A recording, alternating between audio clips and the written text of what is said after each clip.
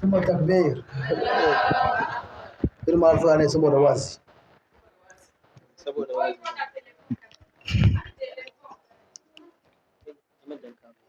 man dole tsawi volume na gada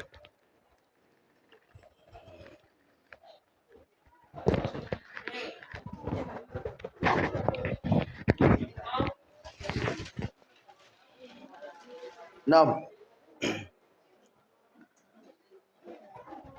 alfaga nir chawandi mbobo irin ware sani zai ka alfaga cirkom albarka dangiga irkom sani zai non gore wani binara atuka alfaga na luktu bo biyan sambo amen embo kan go gorne ka go sala kule go sammo notuno danga embo dene won noto gun kai samba ga bagumo ya mu ay matar ga sitin ga sammo notuno danga bai kai an ga sani bobi yan an sani bobi yante wadin sai lokacin can da kai nufo lala irga nokta ite gaba da France cin gaba da falon borai kayan cin ne bora kulmu na fanda France cina mai ga tamma borai kayan goga kotkolo wani borai igwani France cine umma ngwata na gasi sai alfa ngwaton tutuma tonton to da ngwaton tutuma pa parce que matinga mojoro mo ma da kana mata ma kuna tutuma ngondo na tro mo do mang mate parce que da fungo mo go joda sama ba sama de mais comme to tutuma bla ngondo tawande société wanjo midi wanjo mam dan ba de chodu yozu tombiya watan teranga français da baka dando tamoso se bawena ne français ci ado yozu tebla baka du yude mate ton choko qui soit alpha maintenant nam nous remercions Allah subhanahu wa ta'ala, maître de l'univers, celui qui a favorisé notre rencontre. Et aussi, également, nous remercions aussi notre grand cheikh. Il a eu à développer beaucoup de points, sinon il a parlé sur beaucoup de choses. Pourquoi je dis beaucoup de choses? Parce que lorsqu'il parlait, moi aussi, je prenais note. Et aussi, quand je regarde ce que j'ai écrit, donc j'ai écrit beaucoup de choses. Cela prouve qu'il a dit beaucoup de choses. Et aussi, il y a aussi des parties que même je n'avais pas écrit. Donc, d'une manière brève, on va essayer de récapituler pour voir ce que Oustaz a dit. D'abord, Oustaz a parlé sur les devoirs de l'homme. Sinon, les devoirs de l'homme sur sa femme. C'est-à-dire, toi, tu es marié. Bon, qu'est-ce que tu as appelé à faire pour ton homme? Qu'est-ce que tu as appelé à faire quoi pour ton mari? Donc, Oustaz a énuméré beaucoup de choses. Toi, étant femme mariée, il t'a demandé de faire beaucoup de choses. Oustaz dit, primo, ce qu'il a demandé, tu dois être obéissante. Oustaz dit, tu dois être quoi? Obéissante. Tu dois être une femme qui obéit son mari.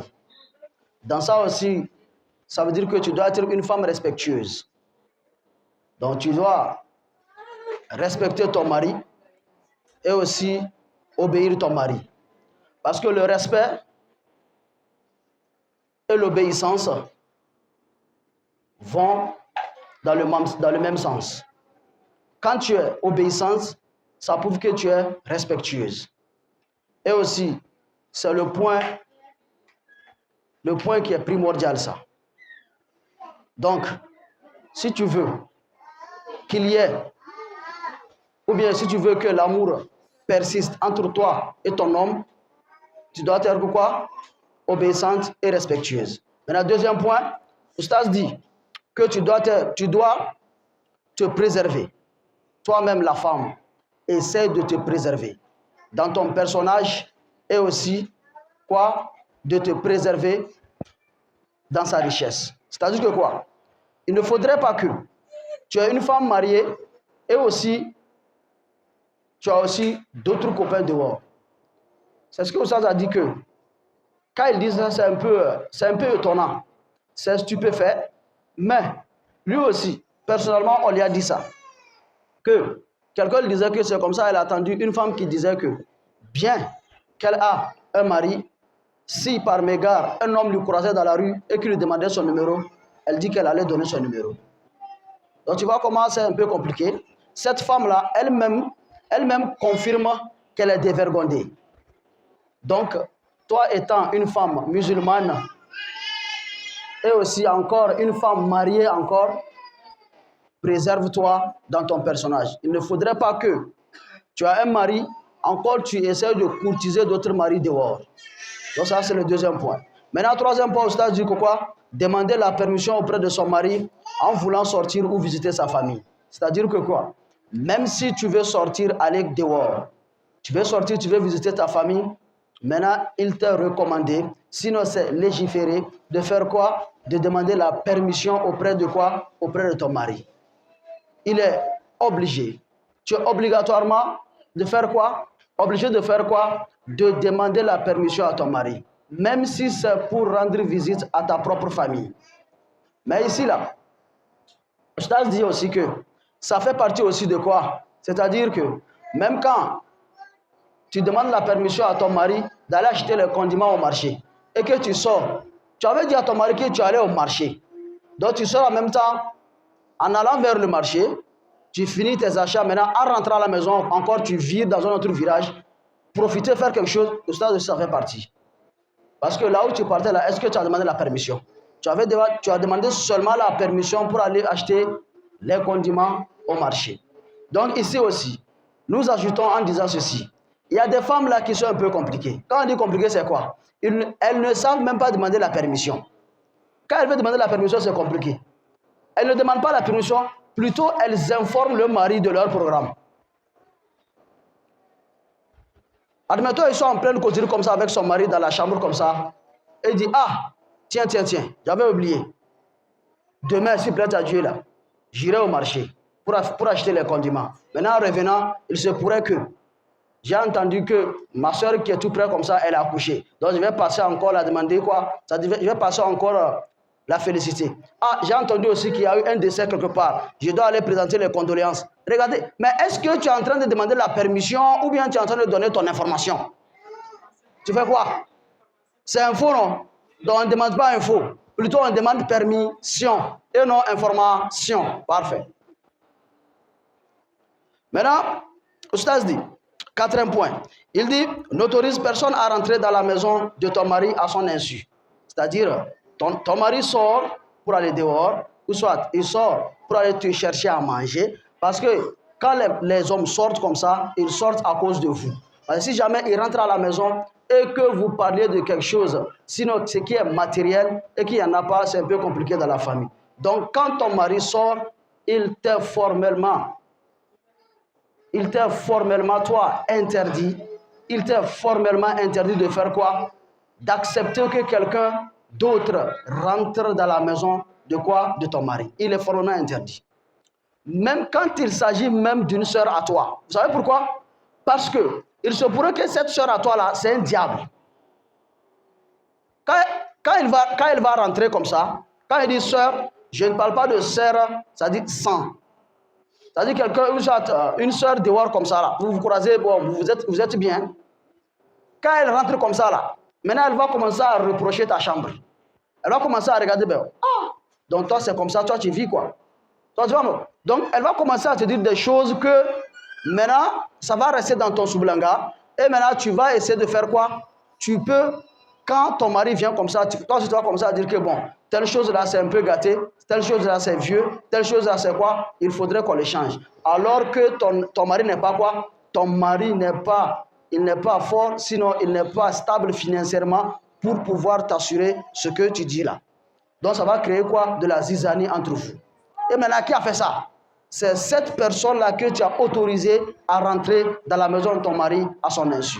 Donc ça veut dire que quoi? Ça aussi, c'est quoi? C'est interdit. Maintenant, ça se dit encore, ne pas faire des jeûnes surrogatoires sans l'avoir demandé. C'est-à-dire que quoi? Des jeûnes de lundi, lundi, jeudi comme ça là.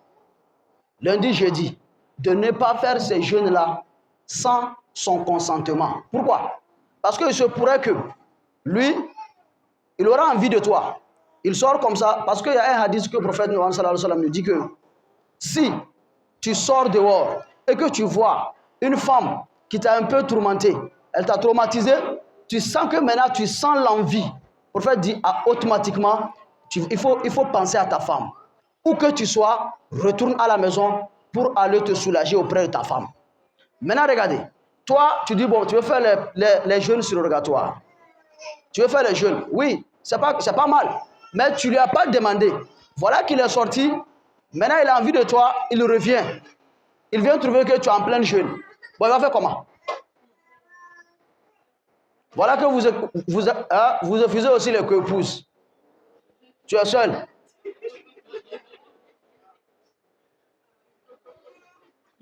Voilà, tu es seul. Maintenant, il revient encore, tu es en plein jeûne. Maintenant, il va faire comment? On voit, c'est un peu compliqué. Mais si tu lui demandais là, il sait même quand que tu es en carême. Donc là, il ne va pas vouloir faire quoi que ce soit. Même quand il vient comme ça, donc, il vient même sans avoir les arrière-pensées. Même s'il est éprouvé dehors, il va tout faire pour faire quoi? Pour se soulager, pour se maîtriser. Donc ici, Alpha dit que c'est interdit de faire quoi? Des jeûnes surrogatoires sans le consentement, sinon sans la permission de ton mari. Et maintenant aussi, Oustaz dit, prendre soin de son mari à tout moment. Il dit, toi la femme, il t'a recommandé de prendre soin. Il faut prendre soin de ton mari à tout moment. Quand on dit prendre soin, ça englobe beaucoup de choses. Oustaz dit ici que, toi femme, tu dois être comme une maman pour ton mari. Qu'est-ce que cela veut dire? Tu peux même le laver.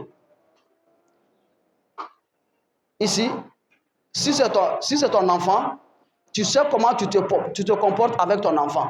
Donc, façon dont tu prends ton enfant comme un bébé, tu le chéris, tu lui fais tout ce qu'il faut.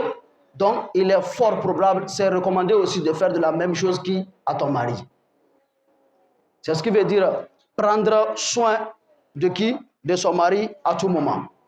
Oustaz dit, parce que je fais ça, je cours sur le temps, prendre soin de ses enfants à son absence. Prendre soin de ses enfants à son absence. Ses enfants, il faudrait que ses enfants soient sap-sap à son absence. Quand il revient, il sait que, il a laissé une femme qui prend soin de ses enfants à son absence. Et aussi, parce qu'il y a ici, il y a un problème.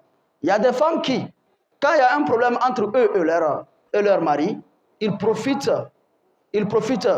des enfants pour faire mal à son mari. Admettons peut-être que toi, tu as une coépouse et que ton mari a beaucoup d'enfants. Il se pourrait que l'autre femme meure. Maintenant, toi, tu es appelé à prendre soin de presque tous ses enfants. Et maintenant, tu commences à mettre de la différence entre ses enfants. Mais toi, tu penses que ce n'est pas toi ton enfant. Mais lui, le mari, c'est son enfant ou pas? C'est son enfant. Si tu fais du mal à cet enfant-là, comme toi, dans ta tête, comme toi, tu n'aimes pas la coépouse, tu dis que c'est l'enfant de ma coépouse, moi je m'en fous. Tu t'en fous. Mais ok, lui, l'homme, c'est son enfant. Lui, il ne va pas que c'est ta coépouse, hein. C'est son enfant qu'il reconnaît. Donc, quand tu fais du mal à cet enfant-là, sache que tu vas récolter les pots casés. Cela peut réduire. Sinon, ça peut réduire aussi l'amour que ton mari porte pour toi dans son cœur. Et donc, fais très attention sur ce point. Oustaz dit quoi? Encore, prendre soin de sa richesse. Prendre soin de sa richesse. C'est-à-dire, ici, il a dit que quoi? Si ton mari, il n'est pas là, il ne faut pas être simple à ce point. Quand on dit simple à ce point, c'est quoi? Il y a des femmes qu'elles aiment donner. Elles aiment faire la charité. Donc, bien que tu aimes faire la charité, fais très attention. Cette richesse, ce n'est pas à toi. Cette richesse, ce n'est pas à toi. Demande-lui d'abord. S'il accepte, d'accord. S'il n'accepte pas, c'est fini. Laisse ça. Parce que lui, tu ne connais pas. Il est allé chercher. Il n'a pas trouvé. Tu as pris encore ce qu'il y a à la maison pour lui. Tu as encore donné dehors. Maintenant, il revient. Il n'a pas amené le peu qu'il y a aussi. Toi aussi, tu l'as déjà donné. Donc, tu vois, ça aussi, ça peut créer des problèmes. Ça peut créer des problèmes entre toi et ton mari. Maintenant, ici, Oustaz dit encore être quelqu'un qui remercie son mari. C'est là où Oustaz a amené un hadith. En disant que lorsque le prophète a jeté dans l'enfer, il a dit qu'il a vu la plupart des gens. Sinon, les gens qui sont plus nombreux dans l'enfer, c'est les femmes. Écoutez, ça fait peur. Ça fait peur. On dit quand on regarde dans l'enfer, la plupart des gens qui sont dans l'enfer, ce sont les femmes. Ça fait peur. Et maintenant, les compagnons lui ont demandé, mais prophète, pourquoi? Il dit, à cause de quoi? À cause de leur irreconnaissance. C'est-à-dire que quoi? Ton mari te fait du bien, tu as du lourd, tu as du culot pour le remercier. Tu ne veux pas remercier le bien que ton mari t'a fait. Tu ne vas faire quoi? C'est-à-dire tu trouves que c'est lourd pour toi de lui dire merci. Tu prends ça comme si de rien n'était. Et aussi, c'est là où ça a dit quelque chose. Que si jamais ton mari te fait du bien et que tu n'es pas reconnaissante, sache très bien que le peu que tu dénigres là, le peu qu'il t'a donné que tu as dénigré là, sache très bien que demain même ce peu là tu n'auras pas. Parce que Dieu n'y a pas encore donné la possibilité de te faire quelque chose de grandiose. Maintenant, le peu qu'il se débrouille, il se décarcasse pour te faire, tu trouves que le peu là, non, c'est pas bien. Il faudrait qu'il fasse plus, alors qu'il n'a pas la possibilité de faire plus. Qu'est-ce que tu veux alors? Donc, quand tu dénigres le peu là, il va arriver que même le peu là encore, tu ne vas plus trouver le peu là. Donc, soyons quoi? Soyons reconnaissantes et aussi, soyez des gens qui font quoi? Qui remercient votre mari. Maintenant, ça se dit, être satisfait du peu qu'il te donne. Donc, ça poursuit en même temps ce que j'ai dit au début. Qui est quoi? Être satisfaite du peu qu'il te donne. Toi, la femme, le peu, le 25 francs que ton mari te donne là, il faudrait que tu sois satisfait de ça. Il faudrait que tu sois d'accord de ça. Parce que quoi? C'est ce peu-là qu'il a trouvé. C'est ce peu-là qu'il a fait quoi? Qu'il a trouvé.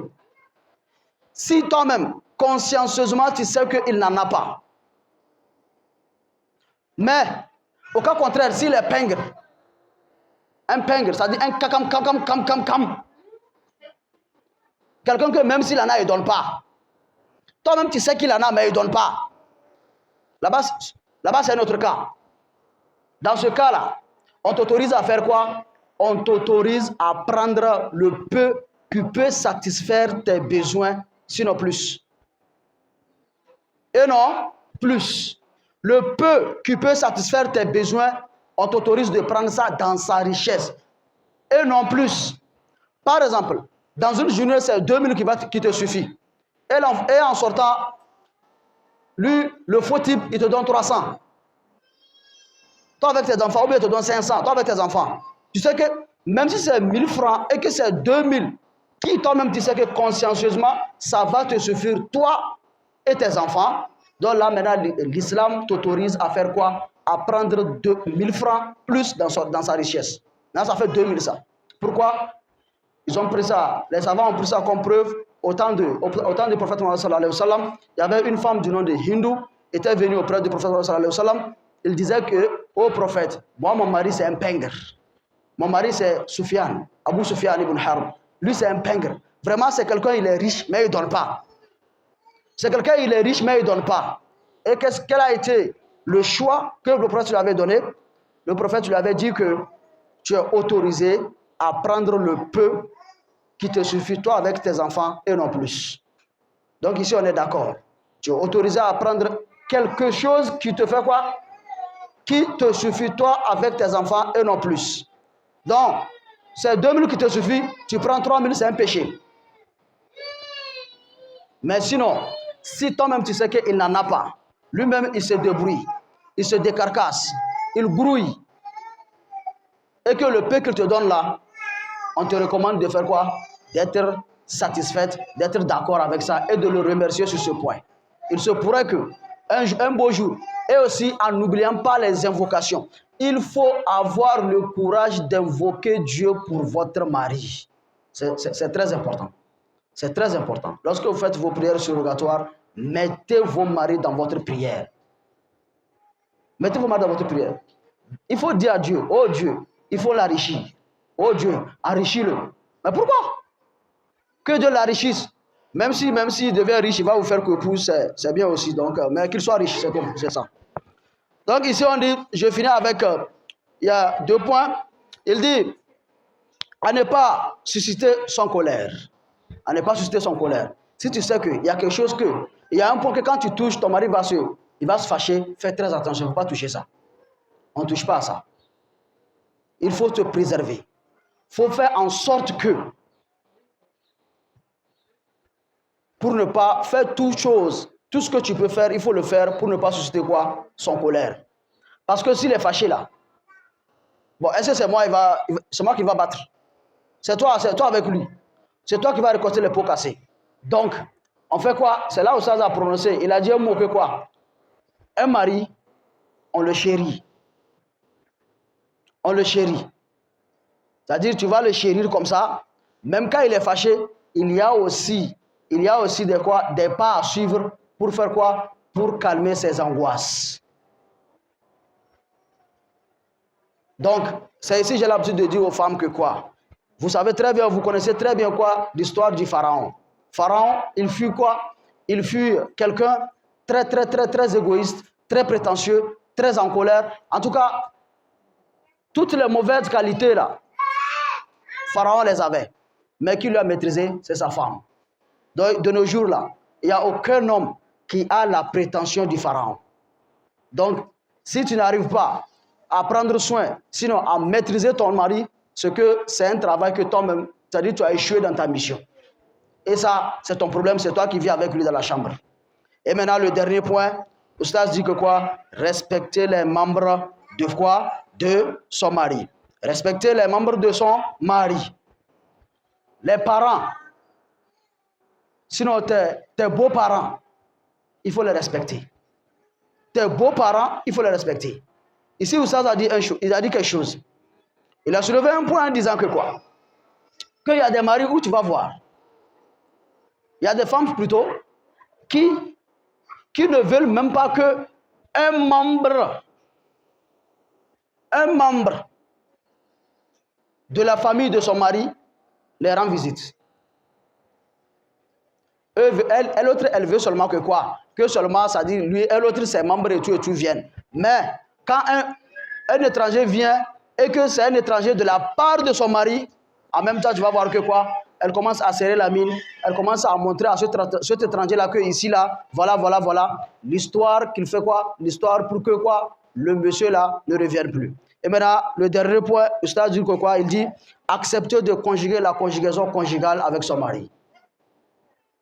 Accepter de conjuguer la conjugaison conjugale avec son mari. C'est-à-dire que quoi? C'est-à-dire que quoi? Si ton mari, il a besoin de toi en tant que femme, s'il t'appelle, il faut accepter. Il te fait savoir qu'il a besoin de toi. Maintenant, tu es dans l'obligation de faire quoi? D'accepter. Même s'il y a un problème auprès de vous là-bas, il n'y a pas ça dans le problème. Non. Votre problème, c'est à part. Là-bas, c'est à part. On ne règle jamais un problème par là. Jamais. Et aussi, ça a dit que quoi? Il y a aussi des femmes qui disent que elles ont quoi? Elles ont honte. Il n'y a pas de pudeur entre quoi? Entre le mari et quoi? Et sa femme. Il n'y a pas de pudeur. Il n'y a pas de honte. Et c'est là où ça a soulevé un point en disant que quoi? Quelle honte? Toi, tu dis tu as honte. Mais pourtant, on a annoncé votre mariage dans la mosquée c'est-à-dire devant des milliers de personnes, que telle personne et telle personne se marient. Et aussi, ça tombe, tout le monde sait que quand on dit telle personne et telle personne se sont mariées, c'est qu'il va y avoir des choses qui vont se passer. Alors pourquoi encore avoir honte? Ici, là, il y a des femmes là, elles sont beaucoup trop compliquées. C'est pourquoi ça dit que quoi? Si jamais tu te retiens, ou soit tu as l'habitude de porter les jeans, parce que vous vous êtes disputés là, tu dis ok, la nuit là, c'est jean, avec jean je vais dormir. Bon, tu dors avec jean. Là, tu refuses, il te fait des reproches des avances, tu refuses. Cela pourrait en faire quoi? Cela pourrait le faire tomber dans l'adultère.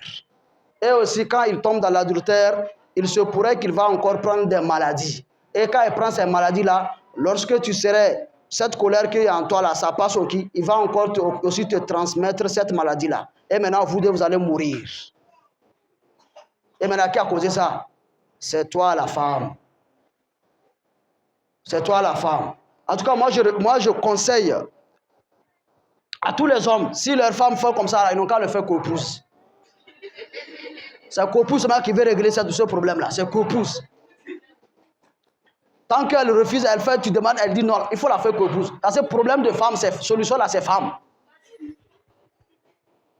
Et aussi, ici, à un point aussi, il y a des gens, le mari est dans la chambre, le mari l'appelle. Zainabou! Et là, tu entends, c'est là, elle prend quoi? Elle prend la fermeture de la marmite, elle tape comme ça. Ça fait brang brang, tu dis. Et tu entends, j'arrive! Pourtant, elle ne fait rien. Hein. Là, lui, le pauvre, quand il a entendu bang bang, il pense que bon, elle est en train d'arranger des choses. Là, il est toujours en attente, toujours en attente, toujours en attente. Il voit que ça dure. Il a encore relancé il appelle encore. Zainabou! Tu entends, elle a... Non, je suis en train d'enlever les habits que j'ai séchés. Et tout ça, jusqu'à ce que le mari va se fatiguer, maintenant il va s'endormir. Cette femme-là, toute cette nuit-là, durant cette nuit-là, les anges vont la maudire. Et si jamais il arrive qu'elle meurt, elle ira tout droit en enfer. Que le bon Dieu nous en préserve. D'une manière brève, c'est ce que ça nous a dit. Et aussi le peu que nous aussi on a eu à vous transmettre, nous implorons le bon Dieu que le bon Dieu le mette dans notre balance des bonnes actions. Et là où on a eu à commettre des erreurs aussi, l'erreur est humaine, nous implorons aussi le pardon de Dieu et aussi compris nous tous aussi. Et aussi on va donner le micro à Oustaz, il va nous faire des invocations parce que nous tous nous avons des besoins. Parce qu'il y a parmi nous des gens qui sont malades, il y a parmi nous des gens qui veulent des épouses, il y a parmi nous des gens qui veulent que leur mari ait de l'argent. Donc eux tous n'ont qu'à dire Amen.